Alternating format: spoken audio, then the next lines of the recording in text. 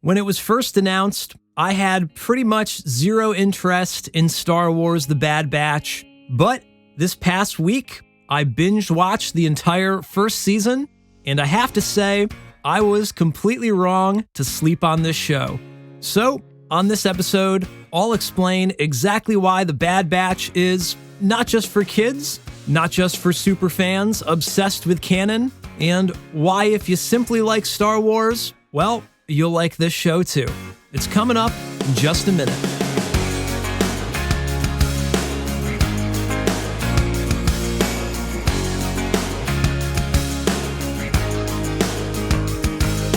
Welcome to the Royish Good Looks Podcast, episode number 23.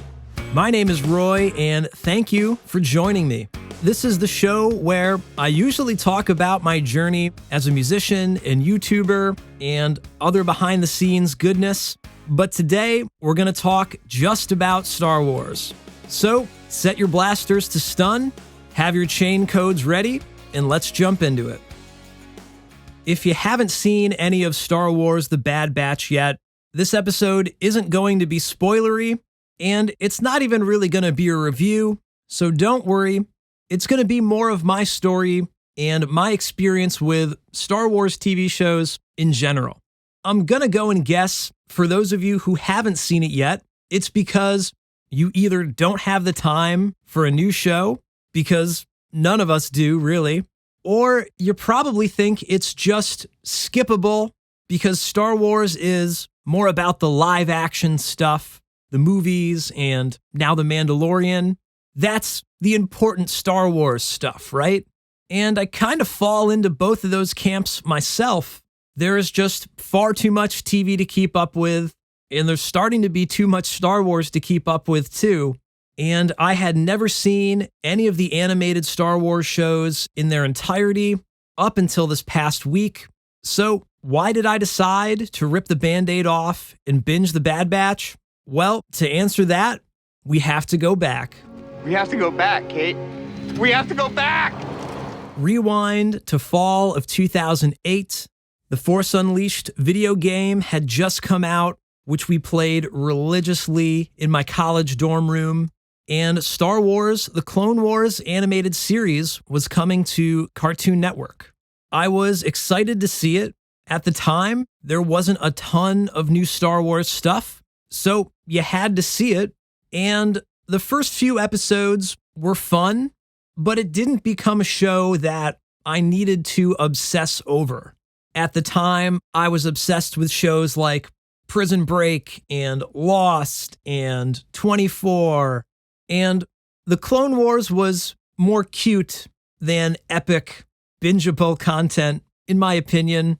So I was okay catching an episode here or there, but since it didn't seem like required watching, I didn't really keep up with it. Now, probably for the last 5 years straight, my best friend and host of the Krypton to Alderaan podcast, Joey, has been telling me over and over how great the Clone Wars animated series is, how I've been missing out this whole time. There is definitely a subset of Star Wars fans that will defend the Clone Wars like nobody's business. Joey is no exception to that. If only I had a nickel for every time he's brought it up. But there are 7 seasons of that show. And I know it's only a half an hour long, but it seems like there's a lot to catch up on. And I've honestly tried a few times to get into it, but it's just never stuck. At least for me, it's really hard starting from the very beginning of that series to kind of keep the momentum going through. But I have seen a fair bit of the Clone Wars on and off. And same thing with Star Wars Rebels. I would catch random episodes on TV very occasionally. That was another show that when it came out, I didn't jump on the bandwagon, and now I'm far behind. Fast forward a bit and cue The Mandalorian, which to me was on a totally different plane than these animated series. It seemed much more like it was required to watch The Mandalorian versus the Clone Wars or Rebels. I guess because it's live action. I know that's a judge the book by the cover sort of thing, but for it being the first live-action Star Wars show, that it was another can't-miss moment in Star Wars history, and it seemed a little bit more worthy of obsessing over. And of course I did. I even wrote 3 songs about it. This is the way, until my dying day. This is the way, hear me when I say, this is the way, this is the way. So, very slight spoiler alert for The Mandalorian Season 2, if you haven't seen it yet. During the second season, I started to think that The Mandalorian would be more enjoyable if I took the time to check out some episodes from The Clone Wars and Rebels. They're all set in slightly different time periods, but it was clear that they were trying to connect The Mandalorian with these animated series. In episode 3, The Heiress, we're introduced to another Mandalorian, Bo-Katan. She gives Din a very brief history of Death Watch, and later on in the season, the Darksaber becomes another pivotal plot point. So there was this extra Mandalorian history that they drop on you, and even though I hadn't seen every episode, I knew that Bo-Katan had arcs in the Clone Wars and Rebels, and so did the Darksaber and Death Watch. So those few story elements pretty much solidified that the animated series would now be required viewing to me, because I wanted to know everything about the Mandalorians. It's probably the coolest thing about that show is they're relatively new characters to the average casual Star Wars fan, and that makes them exciting. Kind of like when you first hear about the Clone Wars and the Jedi from Obi-Wan in A New Hope. You're like, man, that sounds cool. I want to know more about that. And it turns out there are only about 12 episodes between the Clone Wars and Rebels that relate to all of this Mandalorian stuff. So I queued them all up and binged them in an afternoon. And if you're looking to do the same, I've listed all the episodes in the description in the show notes of this podcast. I think The Mandalorian did a pretty good job of sprinkling in Bo-Katan in some of this Mandalorian history, but with this idea of things being required to watch, I always wonder, will I totally understand what the heck is going on in The Mandalorian or other live action Star Wars stuff? If I'm not up to date, then am I missing out? Maybe that's the brilliance of it, because they did kind of trick me in to going back and checking out these other shows. And having done that, I can say that, yeah, the more canon you consume, the more of the Star Wars universe you'll understand. Those 12 random Clone Wars and Rebel episodes absolutely made me appreciate Mandalorian Season 2 even more. Plus, they got me excited for what might be coming in the future. I am really excited to see more of the Mandalorian history, how they resolve the Darksaber fiasco, if they go back to Mandalore. And I think there's going to be quite a cultural shock when it turns out to be a Grogu light season. But that's a story for another podcast. I might suggest Krypton to Alderaan's recent episode about Mandalorian Season 3 theories. And speaking of Grogu, let's take a quick break and listen to a sneak peek of this month's Patreon bonus track, Baby Yoda. He's a mystery to you and me. What's his deal? He's adorable and he shines like Beskar steel. He's powerful in ways you cannot understand, and you'll fall in love when he smiles and waves his hands, because he's cute as a button and 50 years old. I wanna know, Baby Yoda, where did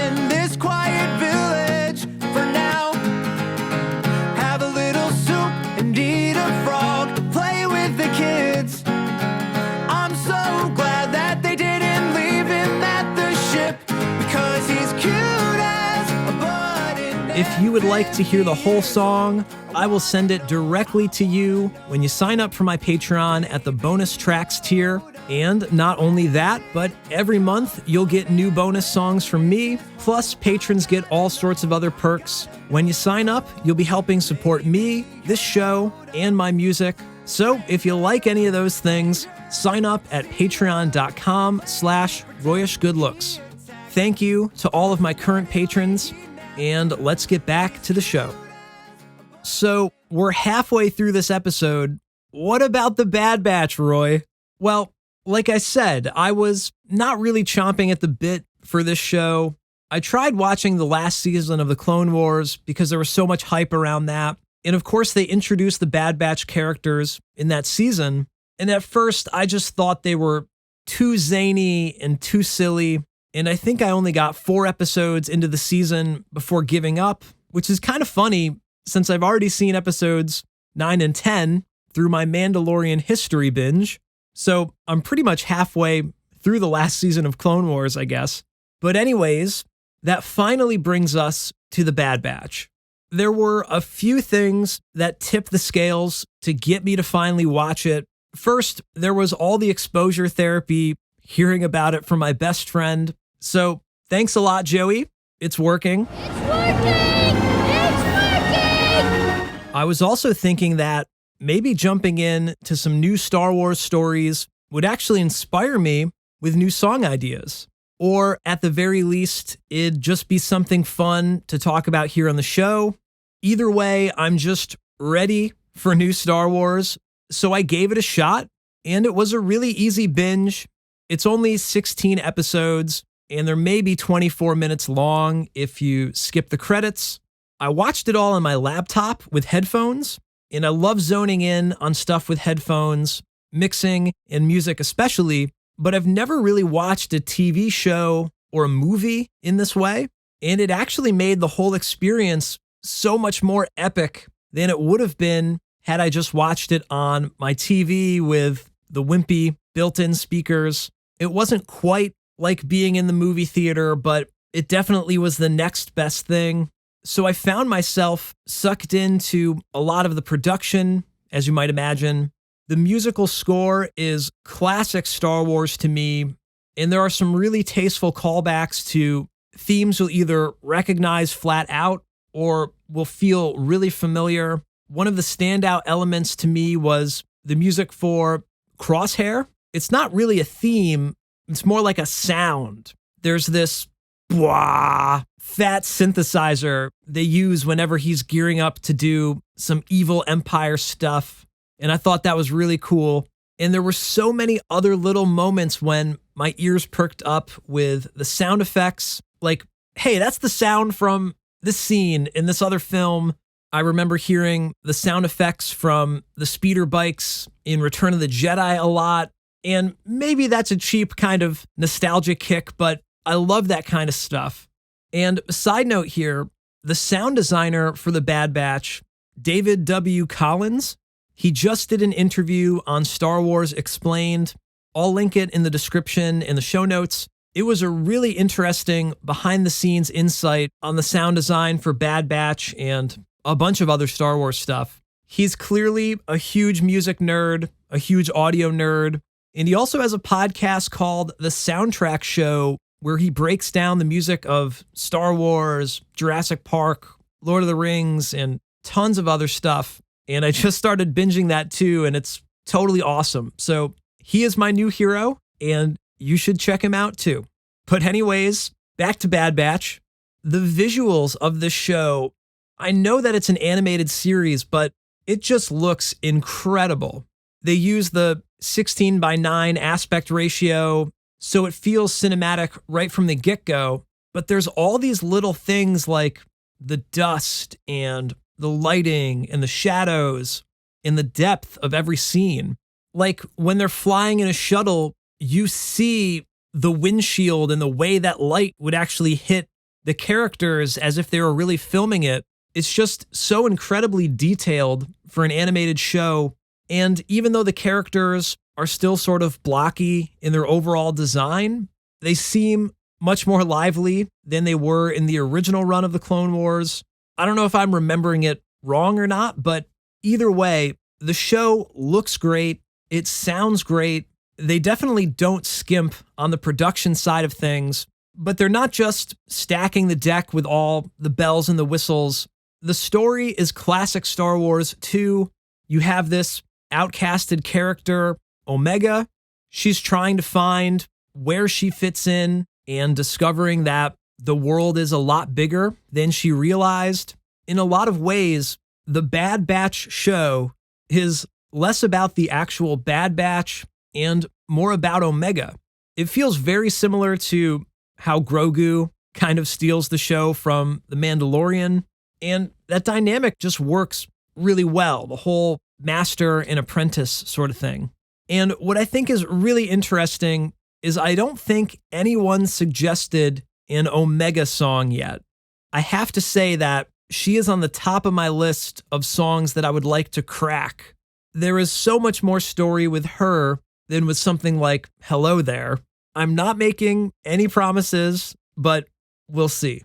The Bad Batch is also a bit of a tragic story since it takes place right after Revenge of the Sith. There's this turning of the tables. You get to see the rise of the Empire and how they take control of the galaxy. There's a lot of cool little scenes where they show the stormtrooper armor starting to evolve or ships starting to look more like they do in the original trilogy. To be expected, there are a few sort of side quest stories, but most of the episodes build on that larger Star Wars universe. There's a new planet in pretty much every episode, all of which have awesome shots of the Bad Batch's ship jumping out of hyperspace and approaching the planets, which is probably one of my favorite things of all time in Star Wars. That moment when you're flying over a new planet and you land in its funky spaceport, or like in Rogue One, where they're flying over those fallen Jedi statues. I love stuff like that.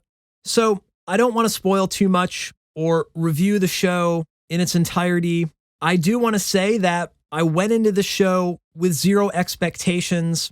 I wasn't hoping it was going to blow my mind. I wasn't looking for reasons to get bent out of shape over plot points or the dialogue or whatever. I just sat down like a normal dude and watched the show for fun. And as stupid as that sounds, I have to remind myself that, yeah, that's how you should watch Star Wars, you dummy. It's supposed to be fun, and it doesn't matter if it's animated or live action. That's way besides the point. All of the things that I enjoyed about The Bad Batch were things that I enjoyed when I first saw Star Wars.